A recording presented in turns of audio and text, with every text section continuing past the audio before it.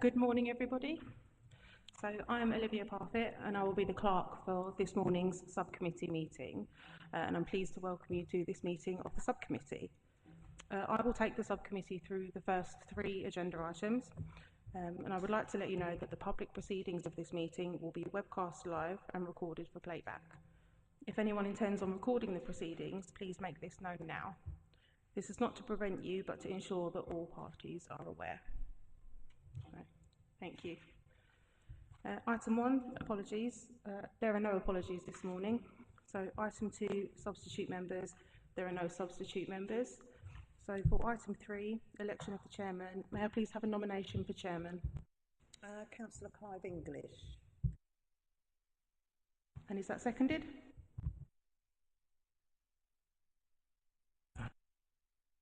Yes. Thank you. In which case, Councillor English has been elected as chairman for the duration of this meeting. Thank you. Thank you very much, Ms Parfitt. We now move on to item 4, disclosures by members and officers, and ask, are there any disclosures relating to this meeting? I take that as a no. So I move on to item 5, disclosures of lobbying. Have any members been lobbied? I have not, and no lobbying. Good. Item 6, to consider whether any items should be taken in private because of the possible disclosure of exempt information. It's the intention to take item 7, application to vary a premises licence under the Licensing Act 2003 for Hush Heath Winery, Hush Heath Estate, 5 Oak Lane, Staplehurst, Kent, in public. Following the hearing, the subcommittee will retire to a private session to consider the application. The decision will then be announced in public. Is that agreed? Agreed. Thank you very much. Item 7. This is the application to vary a premises licence under the Licensing Act 2003 for the Hush Heath Winery, address as given previously. I will now ask that all persons participating in this morning's hearing identify themselves, starting with members of the subcommittee.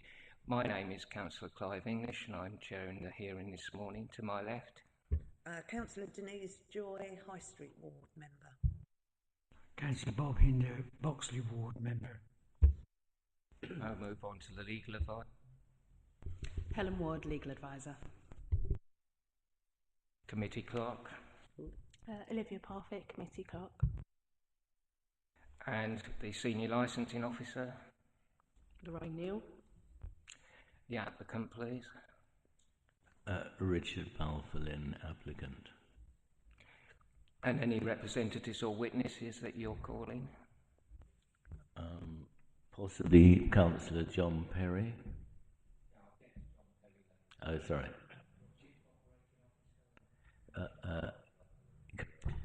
Sarah Easton, commercial director.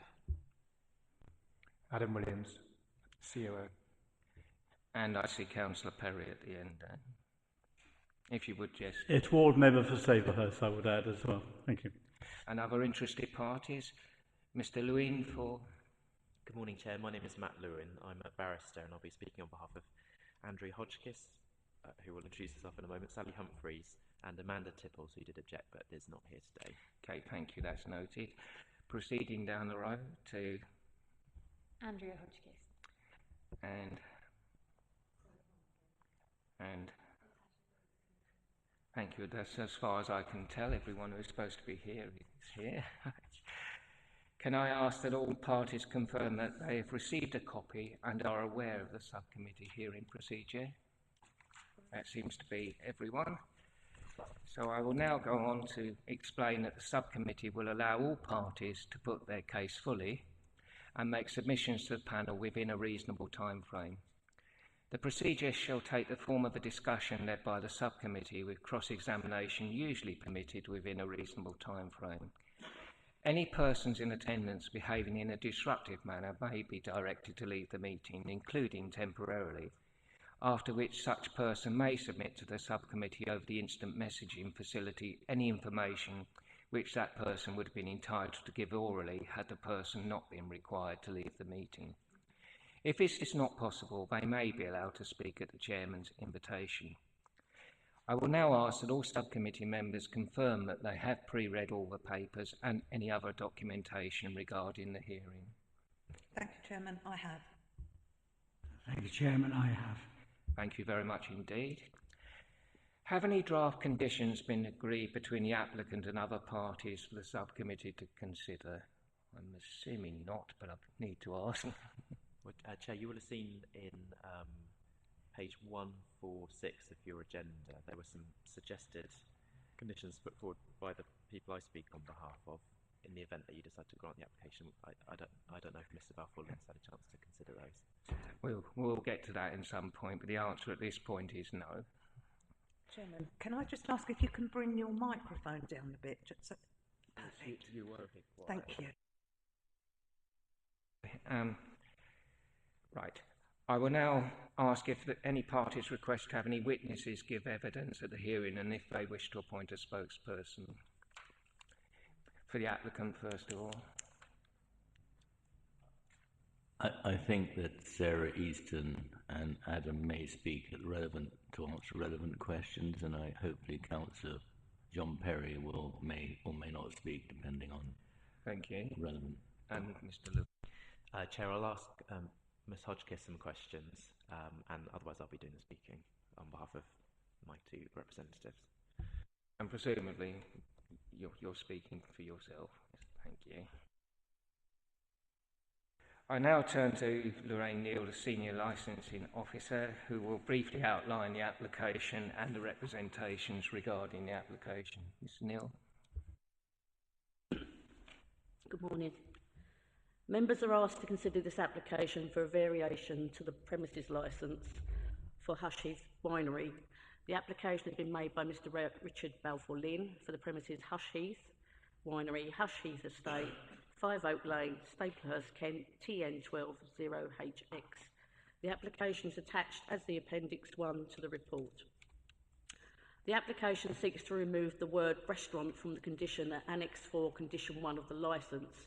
The premises shall not be operated as a public house, restaurant, drinking establishment, nightclub, wedding or events venue, other than events ancillary to the winery use. The current licence is attached as Appendix 5. All other conditions remain the same and no change to licensed activity or opening hours is sought. There were no comments received from responsible authorities and 4 objections were received from other persons, which are attached as Appendix 3 and included in the table at point 5, page 4 of the report. All parties have read the papers and read the objections, so I won't go into in great detail on those. Also attached to the report at Appendix 4 are the documents supplied by Matt Lewin, Council representing Mr. and Mrs. Humphrey, Amanda Tipples, Andrea Hotchkiss and Angus Codd. Members are asked to consider all the information in the report, the relevant guidance, policy and statutory framework and decide whether to grant the application as applied for, grant the application and modify the conditions of the licence or reject all or part of the application. Thank you. Thank you very much, Mrs. Neal. Now turn to the applicant, who will be invited to make your opening remarks. Did you want to say anything at this point, Mr. Balfour-Lynn? If I may, Mr. Chairman. The reason we're here is because of the confusion of what a restaurant is, quite simply. I spoke to Lorraine Neal and said what under licensing determines what a restaurant is. We at the winery, since we first opened in 2010, have served a limited food, we've served wine, we do tours and tastings. And since 2010, we have grown into what I think we're very proud to say an international business that's made a phenomenal difference to the Kent area. English wine in the last 10 years has become an important part of the economy and a growing part of the economy. And at Balfour Winery, we're proud to say that we employ 75 people now, predominantly of which 95% live within bicycle distance of the estate. We train young people in viticulture and winemaking, and we're a responsible part of that community. We are, as wine tourism has grown, we have grown with it. But our principal business, our raison d'etre, is making wine and selling wine both nationally and internationally. We are the only winery with a partnership with Tesco, with M&S, with Co-op and Majestic, who come down on a regular basis. Last week we had the Food and Beverage Director from Buckingham Palace and the House of Commons come down to taste wine. After tasting, we gave them lunch, which would be a normal thing to do. We get visitors now who 75% come from London. And this year, we run an electric minibus to Marden Station to pick people up. This concern over visitor numbers and traffic has never materialized because of the fact that if you're coming to a winery, most people don't drive. And since most people are coming from London, as I said, we now run a shuttle service every half an hour to pick people up. So we're a very responsible business. In terms of our customer profile, this is not people coming out for a booze or a drink. These are adult experience. And if one visited the winery, for example, this weekend, you would have seen a considerable number of people enjoying eating and drinking both inside and outside on our deck overlooking the vineyard. But they're adult. It's an adult experience. It's not kids' bouncy castles and people running around. Since we've operated it since 2010, we've had no complaints to Lorraine Neal, the licensing officer, at all. We've had no complaints to police. We've had no incidents of drunkenness because, frankly, this is an adult experience and we're very experienced at making sure that it runs at a sophisticated level. There's been no complaints of noise because our decks are not near the road and face the vineyards. So, as I said, we're a responsible business. But my question is, what is a restaurant? I've, in my past life, owned 120 different hotels and probably 250 restaurants. And the question is a restaurant, because if you go to a bed and breakfast, they say, would you like to go to the restaurant to eat breakfast? Is that a restaurant because I eat breakfast there? Is it a restaurant if I serve lunch only? So my problem is recognizing that the scrutiny we come under from a very limited number of people. I was concerned, as at 70 years old this year, that I want to leave a legacy of a business that is sustainable long term without any confusion. So the reason we're here is because I couldn't find the definition of what a restaurant is, I was concerned that the serving of food could be construed as a restaurant. Common sense would say we're not a restaurant. Common sense would say we're not a restaurant because, number one, you can't drink spirits. Number two, you can't drink anybody else's wine but ourselves. Number three, the people visiting us are doing tastings and tours. And restaurants, you don't normally do a tasting of the wines before you eat. So what is a restaurant? And the reason I came here is because I'm frightened, bluntly, that someone will come along and say in the future, oh, you're a restaurant. And I don't know whether we are or we aren't because I can't find a definition of it. And therefore, by having that in our license causes me concern. Let's be clear. A, we're not asking to change our opening hours. We are entitled to be open 7 days a week and up to 2 evenings a week. We're not asking to change that. In speaking to the planners to understand what the planning situation is, we are allowed to serve food as long as it is ancillary to our main business. Our food, as of last year, accounted for 3 to 4% of our turnover. Now, a restaurant would not have another completely different business, so it is very much ancillary to our business. All we're trying to do is ensure that we don't have a problem in the future. And that basically is why we came here, not to recreate the rules, not to change what was written previously, but to have clarity. If the council say to me, well, you can continue doing what you do and you can serve food as you do during your opening hours, as we currently do, then there's no change. But my concern is, and I need to be clear about it, is there are people, a limited number, who would rather we're not there and complain at every opportunity, and therefore I have to go and deal with it. And it's time consuming, it's a waste of money, and we are a responsible business. I don't know, we're a grown-up, mature business. We're not a boozer. We're not a pub. We don't do weddings, as we said we weren't going to do.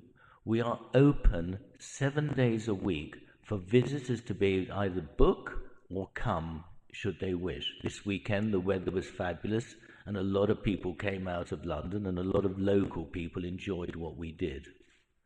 We were the first winery in this country to be voted sustainability by WineGB, our trained body. We plant wildflower meadows around our vineyards. We're very much of a place that during COVID, anybody was able to come and walk across the estate and enjoy the 400 acres of what is my home, effectively. And it is my home, which is why it is kept beautifully and immaculately. And therefore, I'm asking for the removal of this word because, frankly, I don't know what a restaurant is, and there is no legal definition of it, but we do serve food, and we have done since we began. Thank you very much, Mr. Balfour. Would you... Sorry. Sorry, Chair, I was going to say we should give the committee some guidance at this point. Yes, sir. The question that has been asked. Yes, I would like that very much. I think Councillor Hinder was just going to say. Thank you, Chair. Just to pick up on what Mr. Balfour has been saying in his submissions to you about the definition of a restaurant. For the purposes of everybody here, it's not within the gift of the committee to define a restaurant. It's not something that's defined in law or guidance or policy. What the decision of the committee today will be is to look at the impact of the licensable activities taking place, in particular the sale of alcohol, on the licensing objectives and the practicalities of what happens at the premises and how that should be conditioned accordingly. Thank you. Thank you very much. Councillor Hinder, I believe you wanted to interject. Thank you, Chair. Firstly, thank you very much for your very lucid explanation as to why we are all here today. But can I take up one point? In your statement, you say that your wish is to provide a few more options for customers visiting the winery. And that is something that, so far, I've not heard you outline at all. I wonder if you could, please. Yes, so we do a wine and dine experience, for example, and people are given a choice of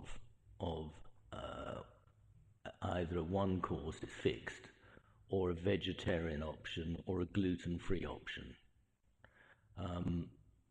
That's what we're really doing. So we're providing slightly more choice, but we have done that over the last since 2018. And I was trying to think of why I was here, and the only thing I can say is offering more choice, but not as in a restaurant where you have a full menu and you can pick from it. This is predetermined. In other words, it's limited choice. It's just to give people who come regularly more options, because people do come regularly, but it's not as in a restaurant with a full menu. Thank you. I think that answers the question. I was intending to take the other witness statements first before we got into a general questioning session, but as it was apposite to the point that was just made, would the applicant's witnesses like to make any further comments, statements, or submit any evidence at this point? I'll start with the Chief Operating Officer. I've got nothing further to add. Yeah, just a couple of points. Just to reiterate what Richard was saying, in terms of the food offering, we have been serving food for a number of years now, a limited menu. What we're proposing is that menu isn't increased to a full restaurant menu, but actually to give our customers, particularly repeat customers, so not to increase visitor numbers, but people that regularly come to see us, something else that they can have while they're there, which has been feedback from them for quite some time now, that they would like a wider menu. This isn't to become a restaurant or a food-led business. That's all I have to say. I think that's fairly clear. Councillor Perry.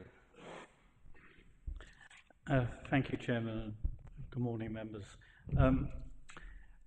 When I read all this, and I went through all the papers online, I was really a little bit surprised at even the objection, really, because it seemed to me this is a relatively minor modification, I think has been emphasised already. And I am concerned that the time that it's all taking on council business seems to be rather over the top, quite frankly. But let me just make a few points.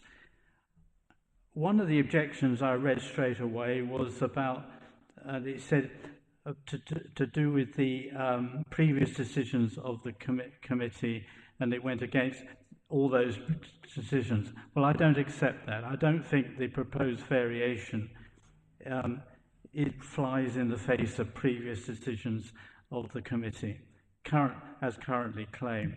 The prime raison d'etre, and it's already been said, has always been the growing of vines and the production of really high quality wines.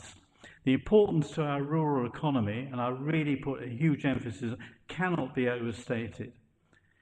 And if one looks at similar operations around the world, particularly Australia, United States, and even in mainland Europe, many wineries have eating or restaurant, whatever you like to define it, facilities. It's not unusual, and it's normally part and parcel to enable people, as has quite rightly been said, to taste the wines accompanied by some food, and I think that is a very important facility to have. And I also would like to emphasise that given the importance that COVID has had on lots of business, including hospitality business and other businesses, it's essential that there is some form of diversification. I think that is quite a reasonable thing to have, and to ensure that operations remain viable and develop and are sustainable in the future. This is a very important business that employs, as quite rightly been said, a lot of local people. It's very important for our economy. I'd also say it's not just important for my ward, it's important for the borough and the county as well. Its products are very well known, and in fact they're internationally renowned. And if you travel on some of the first-class facilities of our airlines, you'll find that Balfour wines are served, and they've been served at other well-known places.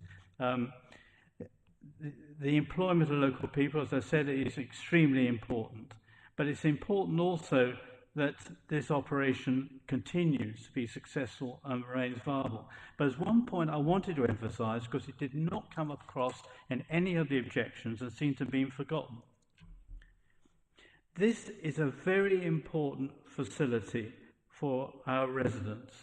This is a community facility, and I cannot emphasise that more. Many of our residents come down to Hush Heath, they walk through the fields, there's the wildflower meadows, there's a huge amount of effort that's been put into biodiversity on this vineyard and in the whole land area around it. This is incredibly important, and this supports our own policy in Maidstone Borough Council regarding our climate change and biodiversity action plan. That is one of the number one actions we have in this council, and what has taken place at Hush Heath supports that and reinforces it. It's incredibly important. It's incredibly important to our community, and I just want to really emphasise that to you. As for noise and nuisance, well, I think it's really been said. As far as I understand, there haven't been any complaints. This is not a pub. It's not a boozer, a lot of people seem to try and imply. It's not a nightclub. This is a very serious operation that produces very serious products, and people come down to enjoy them and taste them. The nuisance, if there's any, I think is de minimis. I just don't think it's there at all, quite frankly. The other thing has been put out about the open, tranquil countryside. I agree with that. But what could be more in keeping with the Garden of England than a vineyard growing with oast houses in the background? There's a hop field just down the road. Fruit growing is part of our legacy in this great county of ours, and I think this vineyard helps to reinforce that and improve it. So I don't accept any of those. As for traffic, it is a country lane. I get that. Wineries tend to be in more remote areas. You can't get away from that either. But I use these roads on a regular basis. I think anyone can go along and take the odd photo of a big lorry or a tractor going down it. It's very easy to do. But they're not going down it all the time. When I drive down it, I hardly ever see a car, quite frankly. Occasionally you might see one. But it's the effect on traffic is de minimis again. It's been over-exaggerated. I'm not saying you should ignore it, but it is not the major issue here. So in summary, I understand residents may have concerns, but I just don't think they are sustainable concerns, quite frankly, particularly in this particular proposal. Has been very well said. It's a relatively minor modification. And I have to say, I'm a little saddened that we seem to have the same objections coming up time and time again. I've been to this committee several times, and they seem to be the same objections. And I think the importance of this business to our economy, to our residents, certainly in my ward, and I believe in the borough and the county as a whole, is so important. And I believe this has enhanced our countryside. And in fact, our Maidstone Borough Council's local plan policies not only support businesses in rural areas, which again are increasingly important. We do sometimes forget that. But they also support enhancing the countryside. And I think this operation does both. It's something we should be proud of, and I really ask you to support the applicant's application. Thank you. I'm sorry if I've gone on a bit long, but this is such an important issue for me. Thank you. Thank you, Councillor Perry, but I must observe that important though planning considerations are in a policy term, they are for the planning committee and for planning decisions and not a licensing consideration. We are here to focus on the licensing issues today on both sides of the argument. Right, so at this point I would like to ask the interested parties whether they'd like to ask any questions to the applicant's representatives. Mr. Lewin. Thank you, Chair. Just a few questions. I don't mind who answers them. Mr. Balfour-Lynn said that he's frightened that someone will say that you're operating a restaurant. Has anyone actually said that to you? Has anyone approached you with that kind of concern? Not currently. Have you taken advice from the licensing authority, Mrs. Neal, or any of her colleagues about whether you're currently operating within your licence conditions? Yes. And what's been the advice? Well, the advice was, I asked what under licensing law is a definition of a restaurant. And as the legal advisor has said, there actually isn't a definition, and therefore serving any food at any time could be construed as acting as a restaurant. Common sense would say that we are not a restaurant, but that doesn't mean that someone can't complain today, tomorrow, at a later stage. So I wanted to preempt the problem. But I think my question, that doesn't quite answer my question. My question is whether this is a problem that exists at all. Have you been told that what you're currently doing, selling food as 3 to 4% of your turnover, is a breach of your licence? It sounds like you haven't been told that. No. Okay, and you say that you're frightened or you're concerned that residents might raise this as an issue. Have they done? I don't think they have they? In the last 3 months, and this is not a licensing issue, but this is the issues that we as a business have. We applied for permission to have a marquee, which pubs are allowed to have under government rules. But because we were undefined as to what we were, we had a complaint about our marquee. And the principal complaint from one of the members who you represent, or the members who you represent, was its colour. It was white, and it stood out against the winery building. Ultimately, the planning inspector granted us permission on the basis that the COVID had changed what was going in hospitality and felt it wasn't an issue. Having said that, reacting to the comment that was made, we took that marquee down because we are responsible and we do want to work in collaboration with our neighbours. We took it down and we will replace it with one in keeping. We got permission a few months ago to build another building next to us, a winery building, in green crinkly tin, if I can put it that way.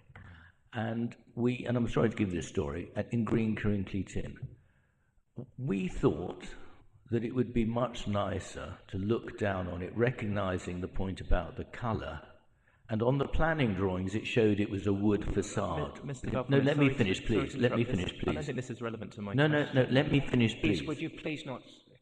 could you please draw this reasonably Sorry, very quickly. to a conclusion, and please don't interrupt. We put wood on it so that the wood would blend in with the winery. So when you looked from afar, it all blended in. But day one, it takes a year to go from... I did say quickly. Sorry, and basically we got planning objections. It defied logic, so I'm just trying to protect ourselves long term. So my question is, have any residents raised this particular issue that have they accused you of operating a restaurant in breach of your licence? I believe I've answered that. Well, I'll leave that to the committee to decide. Now, in terms of my other question is, what's changed since September 2020? So in September 2020, your licence was varied by this subcommittee to enable the premises to open on Friday and Saturday nights. What's changed to justify the removal of this word restaurant from the condition? I've again tried to explain that since there's no definition of what a restaurant is, and since we've served food for a long time, I just wanted to ensure that there was no problem in the future when I've retired. And so you've been operating under the terms of that licence for about 2.5 years with no complaints about what you're doing? We've been operating under a licence since 2010 and there have been no complaints about what we're doing. Okay, granted. But I just can't see what's changed since September 2020 when that licence was last varied that means that this condition is no longer fit for purpose. Yeah, may I answer? What has changed is the fact that we have a lot of repeat custom now.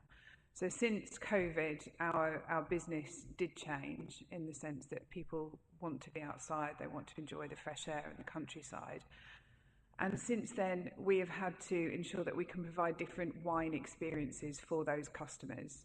wine and food and beverage all at the same time. And so, as all businesses do over time, we have to diversify in what we're doing and make sure that we are giving our customers actually what they would like, and to ensure that they come back to us again and again, because we have to survive as a business, and we have to make sure that we can look after our employees by making sure that we increase our annual turnover. Now, what has changed is that our customer feedback quite often now is asking for more food variation, so not just the platters, but a couple of different options. We're not talking a huge menu here. Now, the change is that no business can stay the same and can't do the same things year after year after year, because quite frankly we'll end up losing customers to other places and other wineries which are offering more. There are many Kent wineries now that are offering quite substantial food items along with their wine tastings. People come to us, and I'm there quite often on the weekend, people come to us not just to eat. They don't come there just to eat. They come there to enjoy the experience of the vineyard, of the estate, to do a wine tasting and have food to complement that wine tasting. That's the change. Thank you. Mr. Lilly? Just a few more, Chair. So I think, well, would you agree with me that granting this variation, far from resolving confusion, would actually cause more confusion, wouldn't it? Because at the moment, as you say, this is not a food-led business. It can't be under the planning permission or the licensing or the premises license. It has to be people coming to the venue for the wine, for tastings, for tours, for some kind of educational purpose. If the prohibition on using the premises as a restaurant is removed, doesn't that open the door to inviting people to come for the food? I don't think so, no, not at all. The way that we speak about ourselves in our marketing is not about the food. We have several dining experiences which talk about wine tasting, but that is under the licensing that we have been granted on an evening. I don't think it causes any confusion at all.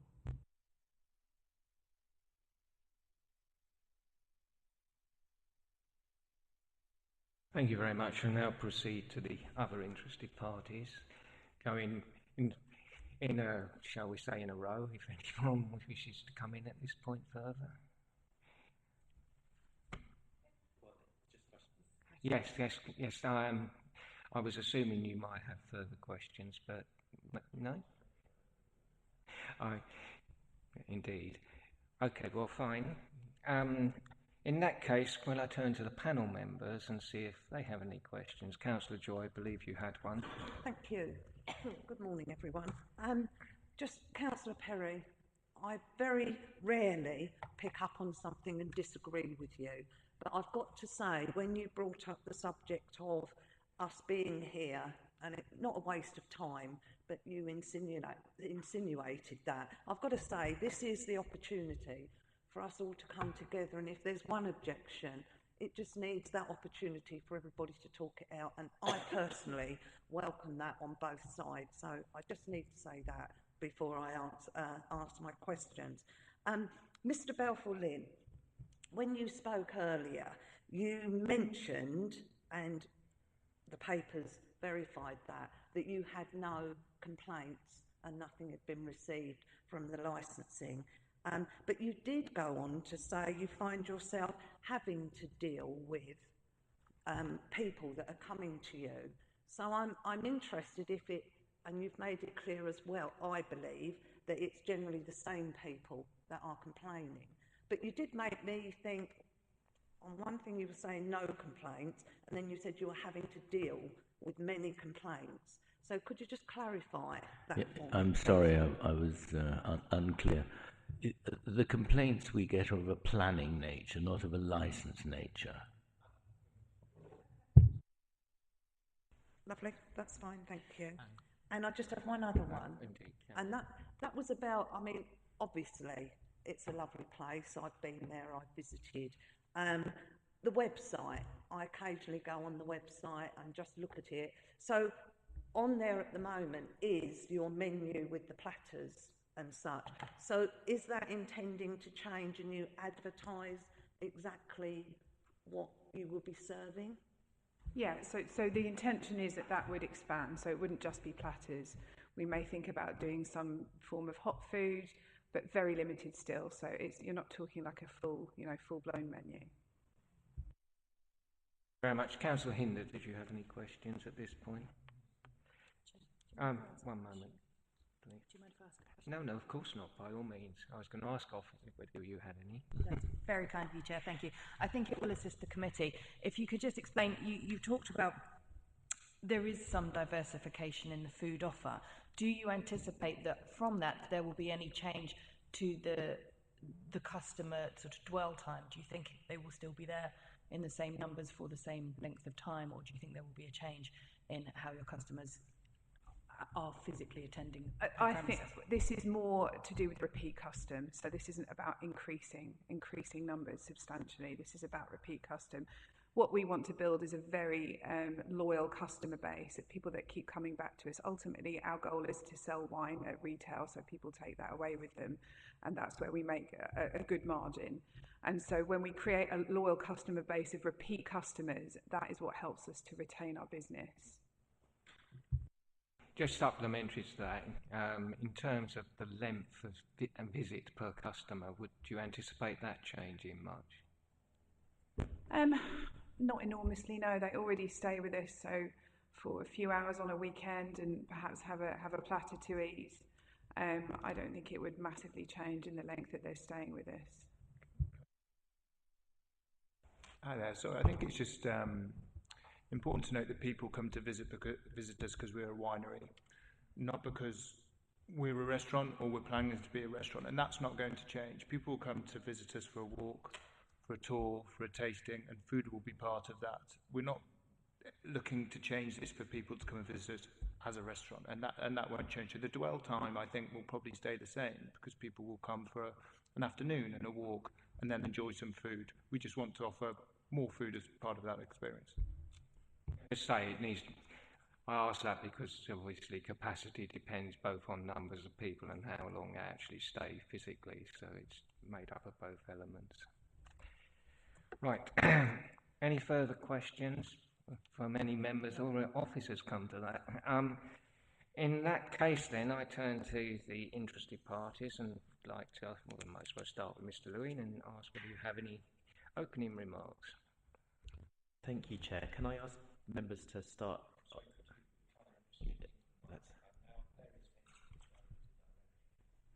Just want to start my submissions by directing you to page 69. That's where my written letter is. I don't intend to repeat that. I just want to emphasise a few points, particularly in light of what we've heard from Mr. Balfour-Lynn and his colleagues.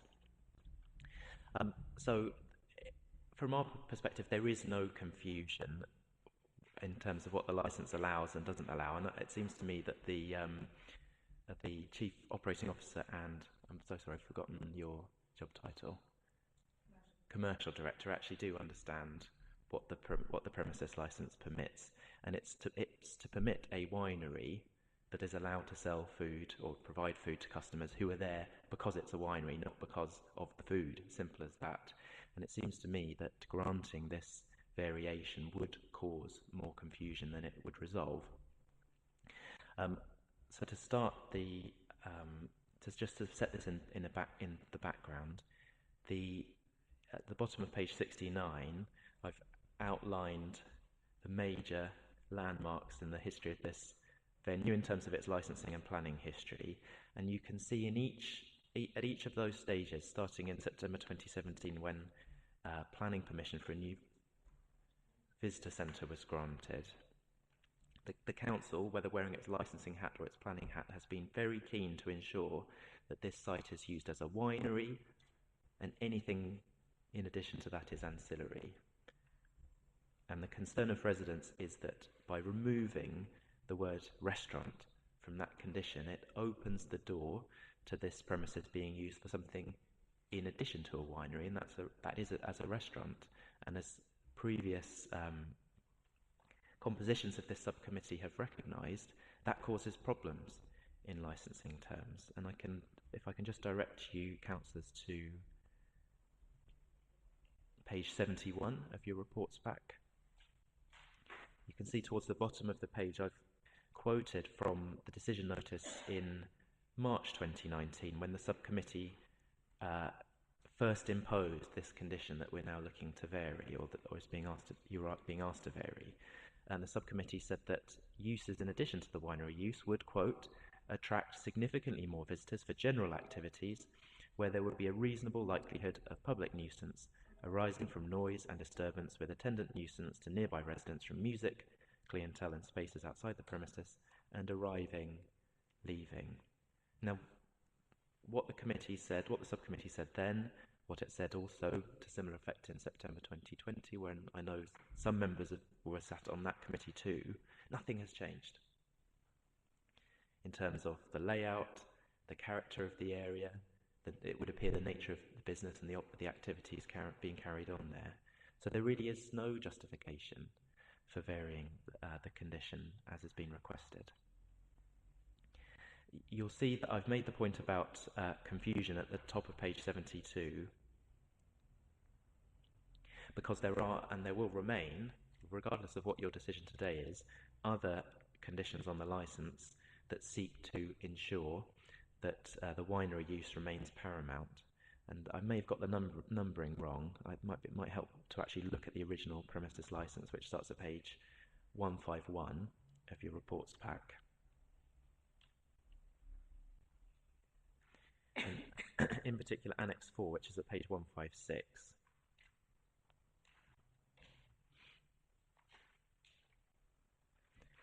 And we can see from the section that says the following conditions apply at all times, and then there's a series of numbered conditions, that removing the word restaurant from condition 1 doesn't sit very neatly with condition 2, which is that the licensable activities authorised by this licence and provided that the premises shall be ancillary to the main function of the premises as a winery, because in theory, amending condition 1 in this way would allow a restaurant to be operated at this venue in addition to a winery. You'll also see from condition 9 over the page on 157, sale of alcohol, condition 10, the sale of alcohol for consumption on the premises shall be only to those attending the winery for the purposes of winery tours, tastings, vinicultural, and I think that should say viticultural education. Again, it seems to me unclear, a recipe for confusion, if sitting alongside that condition is the right to operate a restaurant at this premises.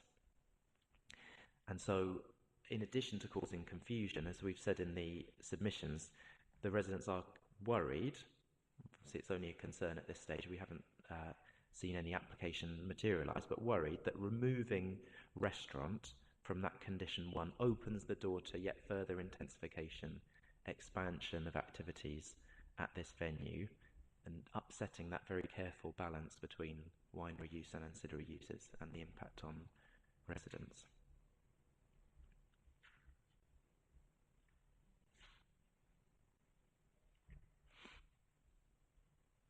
The final point I want to emphasise, just in these opening remarks, is to come back to that idea of balance. And it's been unfairly suggested today, and I can see on previous occasions, that the residents don't want this business here, or they have some fundamental objection to it. Clearly that's wrong, and you'll notice that the objections that have actually been submitted, not the way they've been characterised, but the objections that have actually been submitted are far more measured and nuanced than that.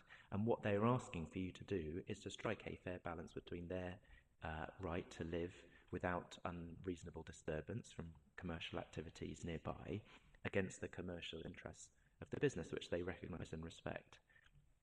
As I've said in the submissions, the interests of residents here are, in licensing terms, more significant than the commercial aspirations of the business, because public nuisance is or the prevention of public nuisance is a licensing objective. But what we're not asking for the residents' interests for the commercial interests of the business to be excluded altogether. We're asking for that fair balance to be struck. We say that the fair balance has been struck by the previous decisions of this subcommittee. There's been no change in circumstances that suggests that a change is necessary. No concerns expressed to Mr. Balfour-Lynn or his colleagues from licensing or any of the responsible authorities that what he's doing is not currently permitted. I think I just want to touch on a few points that Mr. Balfour-Lynn and his colleagues raised. I think, well, it seems to me that the underlying reason for the application appears to be that they want to increase the diversity of the menu that they offer customers. Now, I don't see why that requires removal of the word restaurant from this condition. It seems to me that adding a few hot items to a menu that's being served to people who've come for a wine tour, a tasting, or some kind of educational purpose would be perfectly allowable under the current licence and wouldn't require any variation. The key point is that this is a business that is wine-led and not food-led. Right, that's what I wanted to say in terms of opening submissions. Do you want to move on to questions for my witness? I would like to take any other opening statement yes, at this sir. point before I open it to questions, because otherwise we risk massive repetition. So if I move on down the row and ask if Sarskis has any particular opening remarks. Sorry, with the microphone. I very much echo, obviously, what Mr. Lewin said. I think, from my perspective, we fully support the wineries as a wine producer. We understand the value to the economy, both locally and nationally. The balance at the moment is reasonably well struck, and I'm sure when Mr. Lewin, I can go into that in more detail. We're well aware it's not a booze or a nightclub.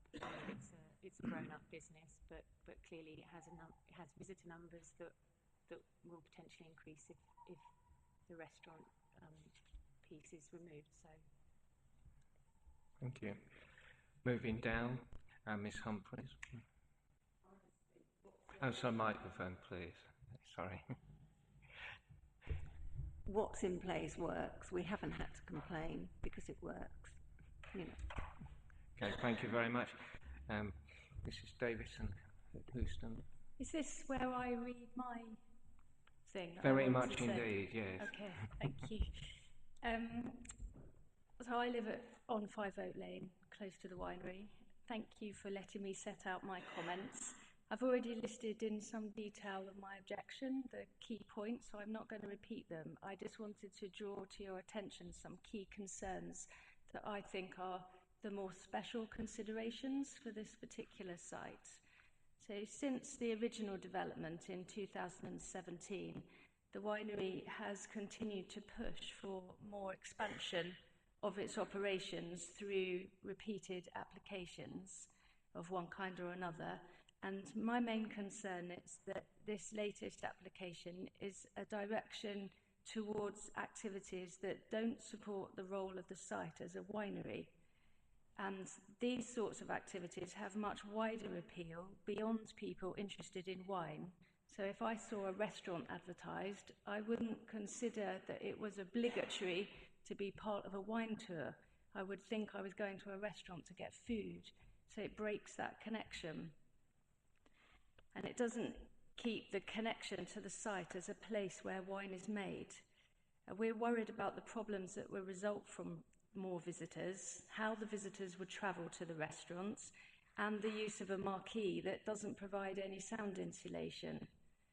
So, as you know, the winery is situated in a very rural, remote area, and the open countryside means that noise travels across a wide landscape, and there isn't very much background noise, so noise from a busy restaurant would stand out more. I'm really concerned that restaurant customers would make more noise than people on a wine tour. And the customers wouldn't be coming to engage with the area as a quiet rural setting where grapes are grown. Their main purpose could be to socialise with alcohol, especially in the evenings.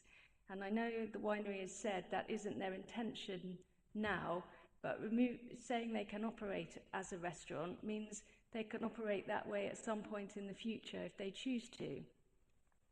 There will also be noise from people going outside for smoking and vaping and leaving late after a good night out.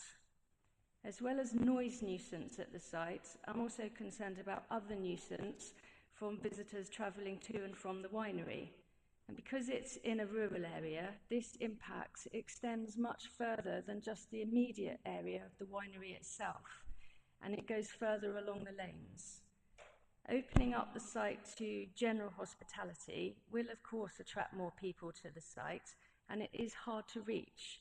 And Mr. Balfour Lynn is right that most people may not drive their own cars to the site.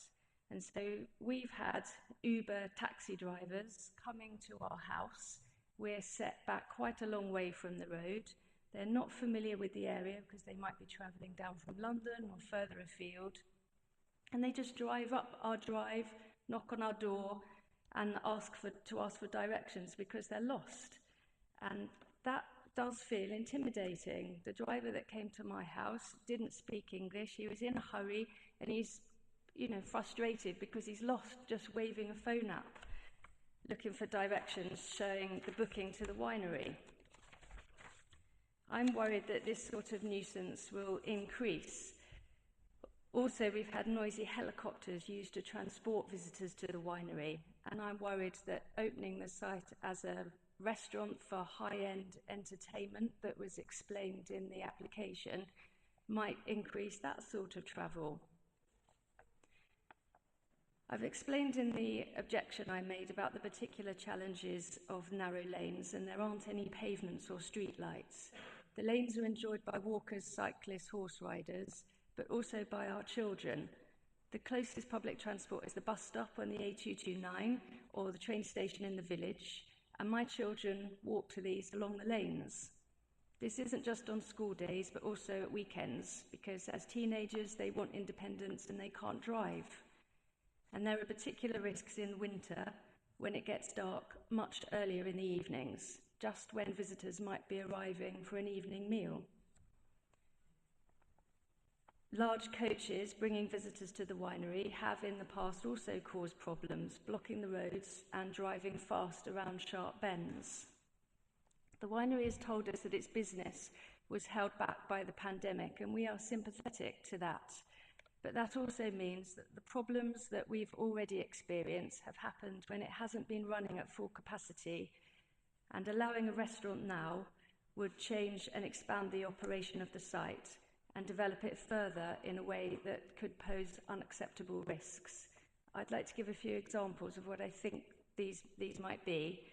As they've said, they've got permission to put up a marquee, and this could be used as indoor space in future for a busy, noisy restaurant. And it doesn't offer any sound insulation and could considerably increase visitor capacity. Permitting the restaurant would enable the winery to break this connection I've spoken to the wine production. Running a restaurant is different. Its aim is to attract more customers for the primary purpose of socialising. These customers are less engaged with the nature of a rural setting and more engaged with the consumption of alcohol. Large groups might start arriving in coaches unsuitable for the lanes, and the winery is already advertising a trend for more events where the dominant attractions are not connected with wine production, jazz nights, cocktail evenings, Sunday roasts, even yoga sessions. And operating as a restaurant would accelerate this trend. I've tried to engage constructively with the winery managers and the owners to understand their ambitions and to explain how we're worried these might affect local people. I found this difficult. As a result, I have misgivings about any reassurances given by the winery or Mr. Balfour Lynn. As examples, at the last hearing, Mr. Balfour Lynn gave express assurances that the winery had no intention of operating as a restaurant. But 2 years later, we're back in a similar hearing because the winery now wants to run a restaurant. Another example, Mr. Balfour Lynn gave clear assurances in residents' meetings that the marquee would only remain in place until January 2022. Just weeks after that meeting, the winery applied and now has permission to retain the marquee until 2026. I have tried to engage in good faith. To be clear, I don't want the winery to fail. I'm not against having a winery there, and I didn't object to the initial proposal to develop the winery. but I do want the chance to explain my concerns and to strike a fair balance. And I found it difficult to do this. And I think sad comments from a councillor that is meant to represent me also as a local resident, saying I'm wasting people's time by coming here to represent my views, is unhelpful. Please. In the past, when I've tried to raise my concerns at residents' meetings, such as the meeting last year, Mr. Balfour Lynn emailed me at home after this meeting to tell me to stop making incessant complaints. If we can, on both sides of the argument, I stress this, stick to the facts. It is a fact. Yes, but of the licence and application, I am profoundly uninterested in who said what to whom in a personal way on either side of the argument. We need to stick to the issues. Thank you, Chair. One other further point. Your presentation today, you must stick to what's in your representation as well. If it isn't in your representation, the committee aren't able to place any weight on that. Thank you.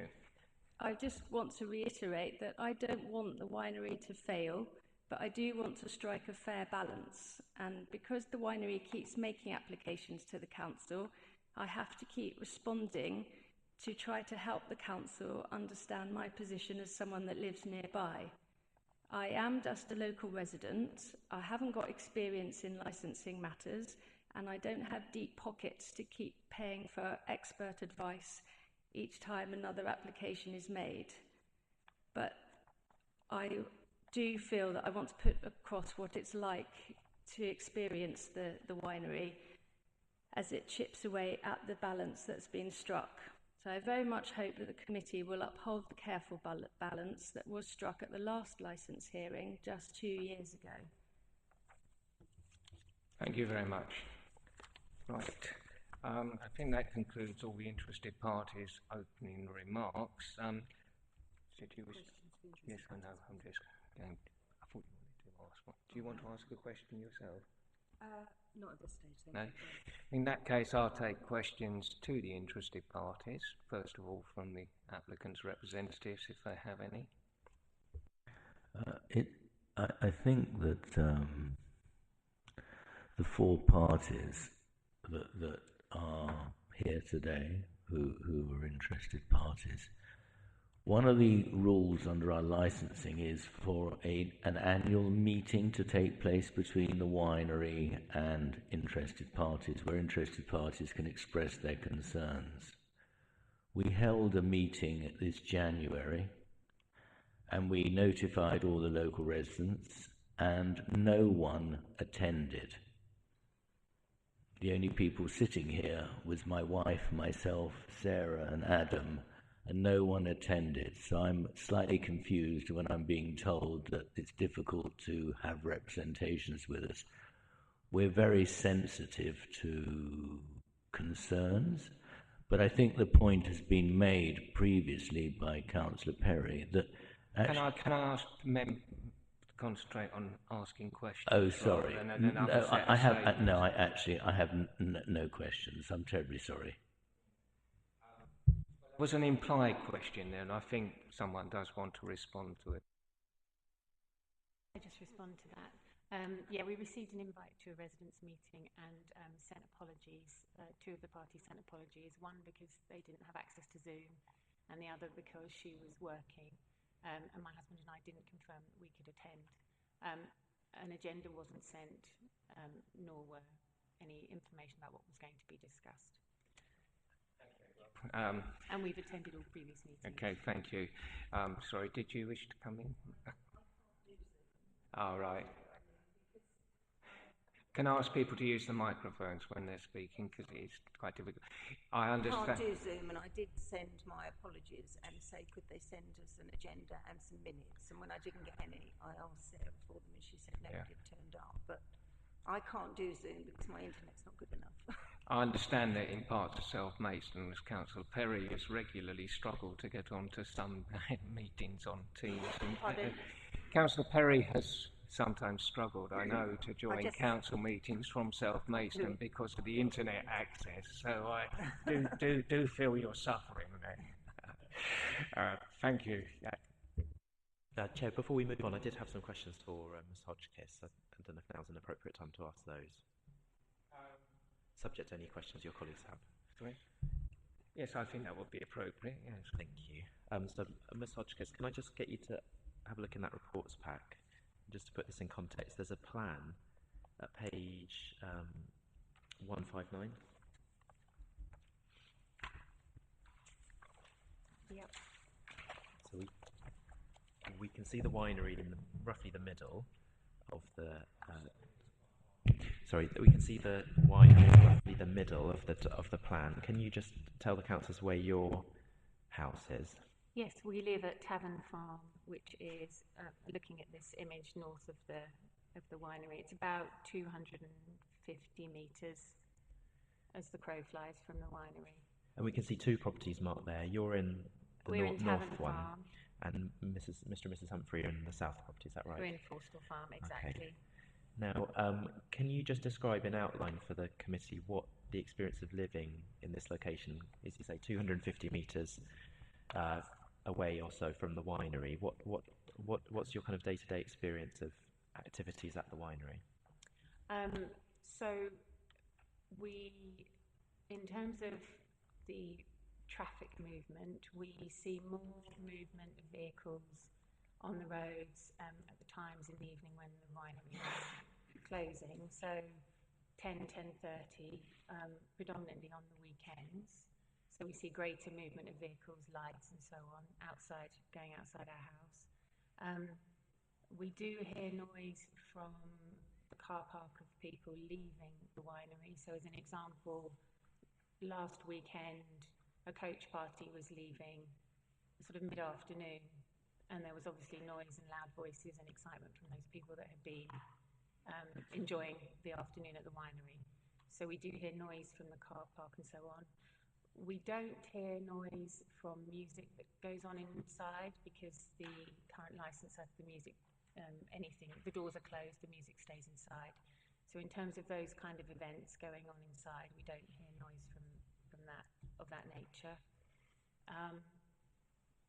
We do notice that there are more people leaving on foot, which are people walking up towards Marden Station, so up Wilden Park Road towards Marden Station, which is a couple of miles walk. So that could be, I think there are often couples and then sometimes larger groups with purchases of wine that are moving up the lanes. And the concern for us there particularly is that if you're not used to walking on country lanes where the national speed limit, applies, people are walking in the middle of the road. It might be very quiet 1 minute, and then obviously people are coming around the corner the next. So I think that was a concern. And in terms of the volume of those people, they're fairly loud. That's mainly on the weekends, I would say, rather than during the week. And that the traffic and the noise, we understand that the current licence means that there is activity in the evenings on the weekends, and we kind of weigh that up in terms of the disturbance to us, but we have noticed more activity, more noise, more recently, I would say. Thank you. Did you have any further questions of any of the? Okay, so returning, I think we had all the questions that we were going to have over there, but I'll just check. So in that case, do any of the panel members have any questions at this point of the interested parties? Councillor Joy, you indicate. Councillor Hinter? I don't think I have. I'll just turn to the officers and see if they have any questions. It may have, I think. Thank you, Chair. I would just like to ask one question of the objectors to sort of put the application in the context of the council's policy. Are there any, in particular, paragraphs 3.1 and 3.2 of the policy, do you have anything that you would like to say in the context of those comments in the policy? And if you would like me to read them out, I'm very happy to. I'm not sure if they're in the agenda. Let me read them out for you. Paragraph 3.1 of the policy says, The licensing authority encourages the development of premises which are not alcohol-led and which are aimed at different sectors of the population, including all ages and genders. Premises that promotes the arts, a food offer, or other cultural activities are particularly encouraged. 3.2. Where premises such as pubs are alcohol-based, they are encouraged to consider diversifying their provisions so as to encourage a mixed customer base and wider attractions, including community uses, soft refreshment, snacks and live entertainment. Diversification is important in the promotion of the licensing objectives, as well as ensuring a sustainable economic future of the premises. Now, I draw that to your attention because that will obviously be an important factor that the committee are going to consider today. Do you have any particular comments on those matters? Yeah, thank you for that question. Clearly very laudable aims. They apply at the general level of the borough as a whole, and each decision that comes before this subcommittee needs to be considered on the particular circumstances of the case, and we emphasise here location. Now, those sentiments might be more appropriate in somewhere that's less sensitive to noise, particularly late at night, but that's not this location. I think it's been agreed, going back 10 years or so of licensing decisions, that this is a rural and tranquil area, and therefore any intensification of licensable activities carries the risk of undermining, particularly the public nuisance licensing objective. And as we say, I think it's been made very clear now, a balance was struck, a very careful balance was struck in the past between those two, the kind of economic objectives that Mr. Ward has just quoted from the Statement of Licensing Policy, and the licensing objectives themselves, and we would ask you to respect that balance. Thank you very much indeed. Right, any further questions from any other officers? Just check while I'm here. Right. Okay, no, in that case, just check back with the panel, see if there's any questions that last exchange raised. No, but I do have one. Sorry. No, but I would like to ask a question before we go into private. Well, this is pretty much the point you need to ask questions. If you want to ask one, rather than later, Denise. It's probably a wrong question that I'm asking. It's never a wrong in question. my head, I know I'm going to ask our legal when we go into closed session. I touched on the advertising, and you eloquently said, it would just be hot food or whatever. In my head, I'm sitting here and I'm thinking, if the restaurant is taken out, which you are asking for today, when you do your advertising, what word will you use? Will it be food? Will it be hot, cold food? I'm just interested in, because you've got a very good website, I will say, and I do look at it regularly to see what's going on, but I'm just interested how because at the moment it is very good with the platters, and you can choose, can't you, what you'd like on your plate. I'm just interested in your advertising if that restaurant word is removed, because I think as far as a lot of the residents of Staplehurst and that area, without actually looking at that condition on the papers, I'm probably wrong here, but would they even be aware of this, what's going on today? So my question is, how are you going to promote on your website the change? What do I expect to see when I look? I don't bet anyone else. Interesting question. I think I'm on. I'm not actually sure. I haven't really got as far as that. I mean, if you look at our website, you're left in no doubt this is a wine experience. And that won't change. So I'm not sure. I haven't really thought about it. I happen to, by the way, don't like the word restaurant as a word generally. But I'm not sure how we would just change it. We would just show our food offering. I mean, basically, it just gives people either ability to see what's there. I think that's it. It's informative, really. Thank you. I think right. You said you had a subsequent question. Thank you, Chair. Yes, just one more for the purposes of clarity for everyone here. On page 146 of your agenda, some proposed conditions were suggested if the committee were minded to grant the application. Would any party like to address the committee on those conditions if they are to be considered by the subcommittee? Thank you. You may have missed the point, so I'll start with Mr. Lewin if he... So, Chair, just to make clear, I'm sure you've got the point already. Our primary position is the application should be refused. But if you're minded to grant it, then we've suggested some conditions on this page that are particularly directed towards minimising the risk of public nuisance. And what the residents are particularly concerned about is the use of the outside spaces. And you've already heard evidence from them that that noise from customers does travel, particularly if they're there for a restaurant reason rather than a winery reason. And so therefore we've suggested quite strict limits on what is allowed to take place outdoors for the purpose of reducing the risk of noise transmission and therefore public nuisance. I think that's fairly clear. Did any of the panel members want a clarification? Yes, me again, I'm sorry. You know that.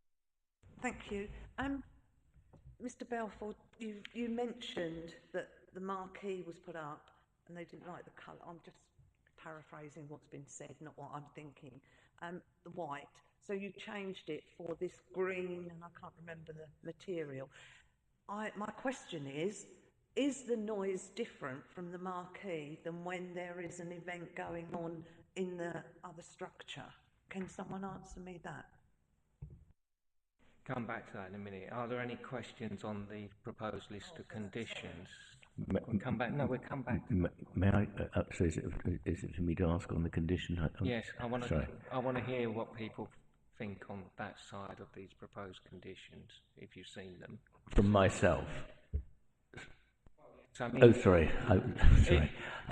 What the objectors are saying is if we were minded to grant the variation that they are suggesting these conditions, did you have any comments or questions on those? Then I'll come back to Councillor. Yes, we currently serve our platters and our food on our terrace and have done since we opened our terrace in 2010 and latterly in 2018 when we built the new building. The terrace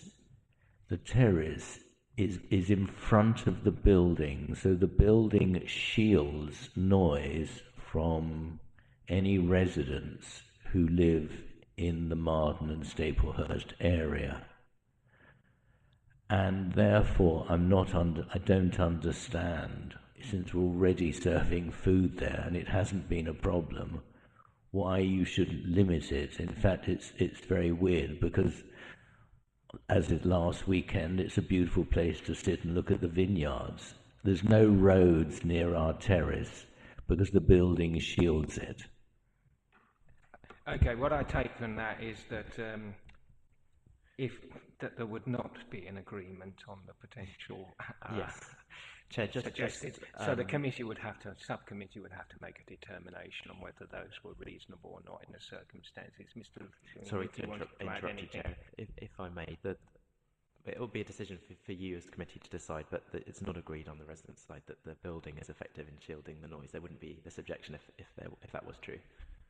I just thought it was important to see whether there was any, commonality of view.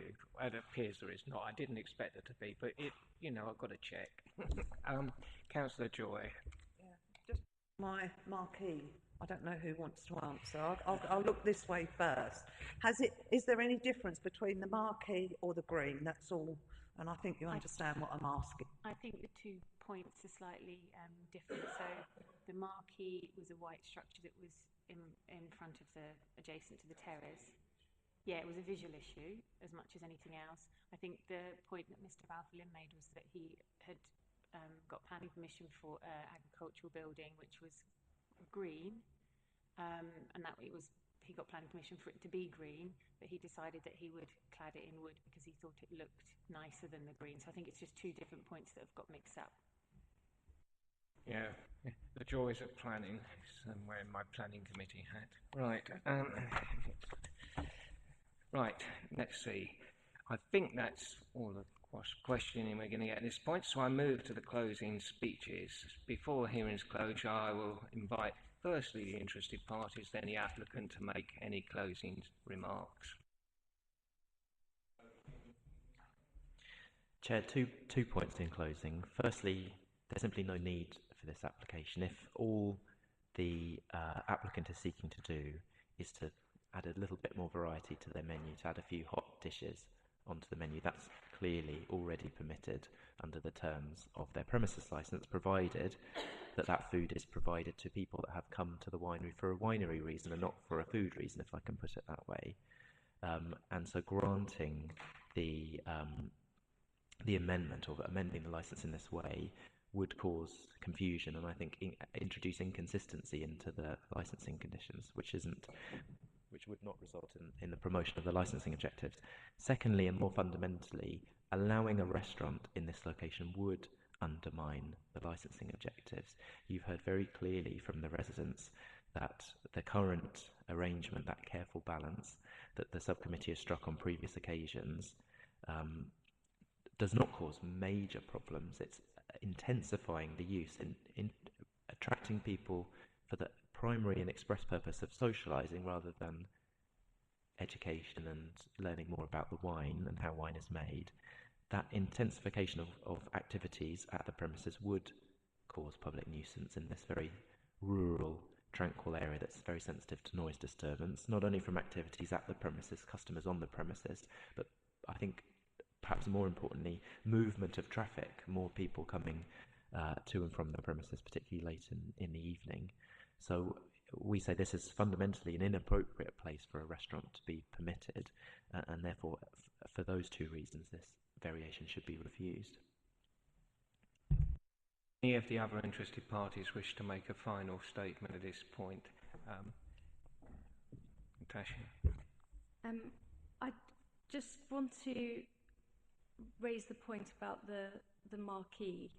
I'm not a licensing expert, but what I'm confused about is whether a marquee counts as indoor space. And so if the license conditions say activities have to take place indoors, is that inside a marquee or inside a built building, bricks and mortar building? Because one has got sound insulation and one doesn't. That question answered in a minute, if we can. Thank you very much, Chair. For the purposes of the marquee that we're talking about, it unfortunately isn't going to be too clear, but it could be indoors, it could be outdoors. Normally it will depend on the amount of coverage it has in walls. So more than 50% open generally is considered outdoors. More than 50%, if it's more than 50% enclosed, it's generally considered indoors. That comes from the Health Act. It isn't clear, but that's the general principle that you would apply for this matter. Not sure how helpful that answer is to you, to be honest. And isn't that clear in planning terms either? I tell you where my planning committee had a number of arguments we've had about that particular issue over the years. Right, I turn to the applicant's side if there's any closing remarks. I'm delighted that it's acknowledged that there won't be objections for us to serve more food, and I've noted that comment. My simple point, and it's a very simple point, is a restaurant can be construed as any serving of any food. And these participating parties may not object today, but as more people come and live in the area and more new people arrive, I don't want anybody to find cause to cause confusion for us. So it's not just about the interested parties here, it's about anybody in the future. I hope that we're going to create a long-term sustainable business and continue to employ lots of young and all ages actually people in the area, and to give enjoyment both to the many, many local residents who come to us on a regular basis, and also international travellers who bring business into Kent. And the raison d'etre of Visit Kent is to bring visitors into Kent, and we're an integral part of that offer. And we need to be able to continue to offer a facility that meets international standards of any winery expected anywhere in the world, because that's what we're looking to do. The others on that, Councillor Perry, I thought. Thank you, John. My name has appeared a few times this morning. First of all, I want to just emphasise, I totally agree and support what Mr. Balfour has just said. This is a community facility that is enjoyed by many, many, many of my residents. And I've been around a long time, and I've lived on a farm in this area. And I also know, and I love the word rural and tranquil, because the one thing farms are not, are rural, are tranquil. They do have noise. Now, I'm not saying, and they're a lot more noisy than whatever's come out of Hush Heath. But I just wanted to say I represent a lot of residents. I've asked residents about this application, many. I've also asked my parish council as well. And my parish council members who I've spoken to all support this application. So it is very strongly supported in my ward. I wanted to point that, and I represent those people, and it's been implied as I don't. So thank you. Councillor Perry, although I'm sure that the feelings of your residents are whatever, this is a licensing hearing and we need to stick to the principles in front of us and the policies and not whatever public opinion is. All I want to say, Chairman, is that one view of residents is being put across. There are many views of other residents that need to be put across as well. Thank you.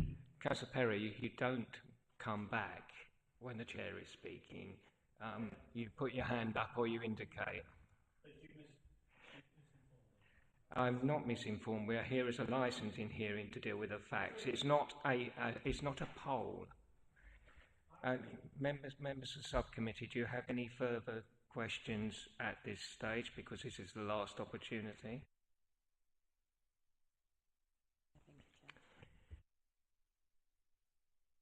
May I confirm whether there are any further matters to be raised or resolved before I close the hearing?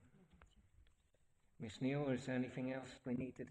Right, okay. In that case, I declare the hearing closed. The subcommittee is accompanied only by the legal advisor. We'll now enter into a closed session to deliberate. I will briefly consult the legal advisor to how long she thinks we are likely to need. There's a few matters to discuss, perhaps 12:15 to give the officials 45 minutes, yes. We'll return at 12:15 and to recommence public session and to go through the decision notice.